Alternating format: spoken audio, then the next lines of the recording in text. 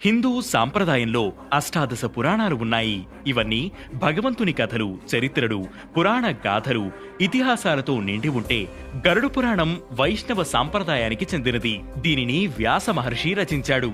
ఒకసారి గరుత్మంతుడు మరణించిన తర్వాత మనిషి ఎక్కడికి వెళ్తాడని మహావిష్ణువుని అడిగాడట. మనిషి బతికి ఉన్నప్పుడు చేసిన పాపాలకు ఏ ఏ శిక్షలు పడతాయని సైతం అడిగాడు. గరుత్మంతుడి సందేహాలన్నిటికీ విష్ణుమూర్తి సమాధానాలు చెబుతాడు. ఆ సమాధానాలే గరుడ పురాణం. గరుడ పురాణంలో మొత్తం 18,000 శ్లోకాలు ఉన్నాయి. ఈ శ్లోకాల్లో మానవుడు పుట్టినప్పటి నుంచి మరణించేంత వరకు చేసిన పాప ఫలితాల శిక్షలను వివరించారు. ఈ శిక్షల గురించి తెలిస్తే ఎవరూ పాపాలు చేయరు. రామాయణ, మహాభారత, భాగవత పురాణాలు చదివి ఎంతో ప్రేరణ పొందుతారు. అలాగే గరుడ పురాణాన్ని సైతం చదవాలట.